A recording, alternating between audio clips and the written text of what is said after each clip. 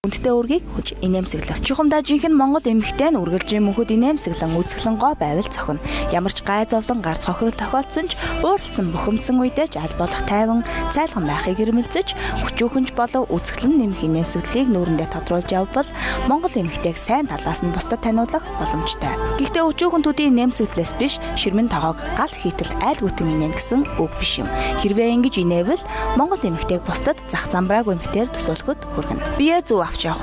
Эндээс үүдээд Монгол эмэгтэйн хоёр дахь шинж болох олонний дунд бие зөв авч явах асуудал гарч ирж байна. Олон нийтийн газар явж байхдаа учир утгагүй чанга ярилцах, бусдыг муучлах, гоочлох, хоорондоо хэрэлдэх, бохир заван хувцас өмсөх, айл гүтэн дэмжигнэх нь Монгол эмэгтэйн шинж биш бөгөөд игэл олонтойгоо мэдтэй устай, эвтэй найртай, тустай, дэмтэй, намтай олонний дунд бие зөв төвшин авч явах нь Монгол эмэгтэйн бас нэгэн эрхэм шинж боллог. Эхнэр хүний хүлээх ёстой үүрэг хариуцлага бүрэн дүүрэн ухаарч, альва зовлонг нууж хаалгүй арчаагүй мууга олны өмнө харуулалгүй гэр орноо цэвэр цэмцгэр байлгаж хадмын талаа ихэд хүндэтгэн үзэж халамжлан асарч хүний сайныг олж нөхөрлөдөг биеийн эрүүл мэндэд анхаарал тавьж явах нь Монгол эмэгтэйн эрхэм шинж юм аа. Ийдэг зөөлөн ааш. Монгол эмэгтэйн хамгийн дээд зэргийн чимэг шинж бол ийдэг зөөлөн ааш юм. Даруй зөөлөн харцтай, эвсэг яриа хөөрөөтэй. Хүнд тусархуу, бусдыг хүндлэн үздэг зан шинж бол юутайч зүрлэшгүй үнэт чимэг юм. Монгол эрчүүд эмэгтэйн алт мөнгөнд нь бус ааш занд нь дурдлагаараа бусдаас ялгаатай байдаг. Монгол эмэгтэйчүүд ариун цагаан сүү шиг гинэн цайлган цагаахан сэтгэлтэй тул төлөв шулуун зантай, ичиж зовхоо мэддэг, ийдэг зөөлөн ааш зантай цэвэр ариун бодол санаатай, шунлын сэтгэлгүй, өгөөмөр баян сэтгэлтэй, итгэл сүжигтэй, бусдыг өрөвдөж хайрладаг, хуурч мэхлэхийг боддоггүй, хулгай хийхийг цээрэлдэг, харьцааны зөв соёлтой бусдад тус хийхийг бодож байдаг, хэрэгтэй цагт эр зориг гаргаж чадах, цэвэр ариун үйлстэй байх энэ бүхэн Монгол эмэгтэйн бие сэтгэлийн эрхэм дээд шинж мөнөөсөө мөн. Монголчууд охиноо айлд өгөхдөө эхнэр хүний ямар байвал зохих эрдмийг дэлгэрэнгүй зааж сургаж явуулдаг заншилтай.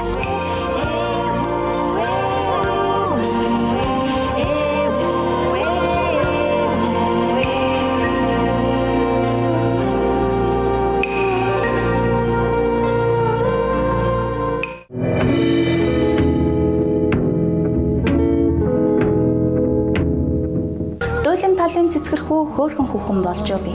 Дугуй талны өмнө ахин дахин эргэлдээд гээд хүүхнүүд бидэнд зориулсан нэгэн сайхан дуу байдаг шүү дээ. Нэрэл хүүхнүүд бидний хамгийн дотны анд нөхөр бол тал байдаг.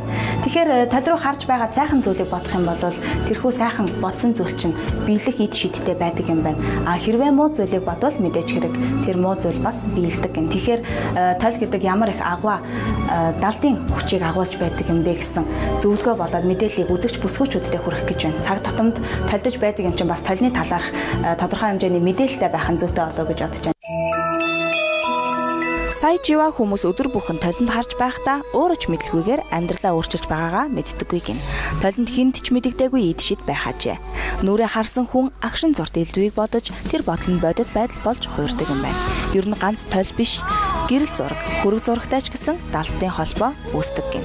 Профессор Кронинг хүн зураг дүрс хоёрын хооронд үл үзэгдэх холбоо бий. Ялангуяа толинд тусан дүрстэйч бүр холбогдно. Хүнийг толинд харж байх үед нь хэлсэн үйл заавал биелэгдэнэ. Тэрхэн үед үүссэн хэрэгцээ хүний био талбайд удаанаар хадгалагдаад үйл явцад улмаар нөлөөлдөг гэсэн таамаглалыг дэвшүүлсэн байна. Андре Кронинг хүмүүс толинд харж байхдаа хувь заяагаа шийдэж байгаагаа мэддэггүй. Эмэгтэйчүүд толинд хараад би хөгшөрч байна да гэж ихэвчлэн боддог. Өөртөө нэгэнд тэгж хөтөлбөржүүлээд байгаа болохоор хөгшөрчл таараа. Тэгвэл толинд хараад би дайжгүй юм байна гэж бодвол үнэхээр жаргалтай сайхан явна гэсэн үг. Иймээс утга учиргүйгээр толинд харах биш, өөдрөг бодолтойгоор харах хэрэгтэй. Тол бол энэ утгаараа хүслийг биелүүлэгч байхын зэрэгцээ хортон дайсан ч болж мэддэг гэдгийг сануул зохино гэж хэлсэн байна. Тол хагарах муу юм болов уу? Ер нь толинд олон харах муу. Үүд рүү харуулж толийг байрлуулдаггүй гэх мэтчлэн олон яриа барьдаг. Харин Оросууд тол хагарахыг үхэл хаагцал дагуулж мэдэх үгээрч хоосрохын тэмдэг гэж үзэж ихэд зээрлдэг.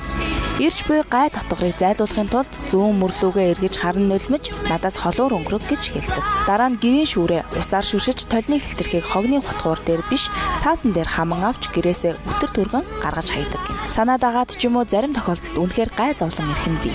Ингэснээр хүмүүсийн сүсэг бишрэл оргил үедээ хурж Элдв гай дүүдгэрийг зайлуулахын тулд лам үзмэрч мэрэгдийг хайгаад гүйчихдэг. Зөвхөн тохиолдолд төдий зүйл гэдэгт хинч итгэхгүй. Шинжлэх ухааны үүднээс авч үзвэл тойл өөрөө эерэг, сөрөг энергийг хоримтлуулж байдаг хүчин зүйл. Тойл хагарах нь тэр хүний гэр бүлийн энерги хамгаалах бүрхөвч нь тодорхой хэмжээгээр алдагдж байгаа гэсэн үг юм. Энерги алдагдахаар хүн өвчлөх, азгүйдэх тэр байтугай нас барагч тохиолдол байдаг гин. Тэгэхээр мухар сүжиг түүнд хандах хандлага, арга барил нь өөр боловч бас ч үннээс зөрөхгүй байгаа нь ажиглагдана. Гэхдээ л хин хүнгүй бүгд толинд хардаг шүү дээ. Толинд харахгүйгээр бид өөрсдийнхөө царай зүсэнд яаж анхаарал тавих билээ дээ. Тиймээс толинд харах бүртээ өөртөө сайн сайхан амжилтыг хүсэж байгаарай.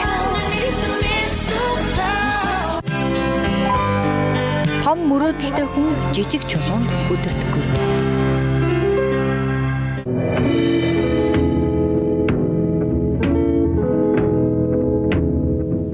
Эрхэмсэг бүсгүйчүүдтэй зориулсан сэлэн нэвтрүүлгийн маань энэ удаагийн дугаар Broadway Obsidian Luxury ресторан дээрээс үзэгч та бүхэндээ хүрлээ. Тэгэхээр үзэгч бүсгүйчүүд маань нэвтрүүлгийнхаа талаар санал хүсэлт байх юм бол дэлгэцийн давар гарч байгаа энэхүү утсаар бидэнд хандах боломжтой юм шүү. Ингээд дараагийн 7 хоногийн яг энэ цаг мөчтөө эрхэм бүсгүй таны илүү нандин сэдвээр ярилцах болно. Баяртай үзэгчтэй.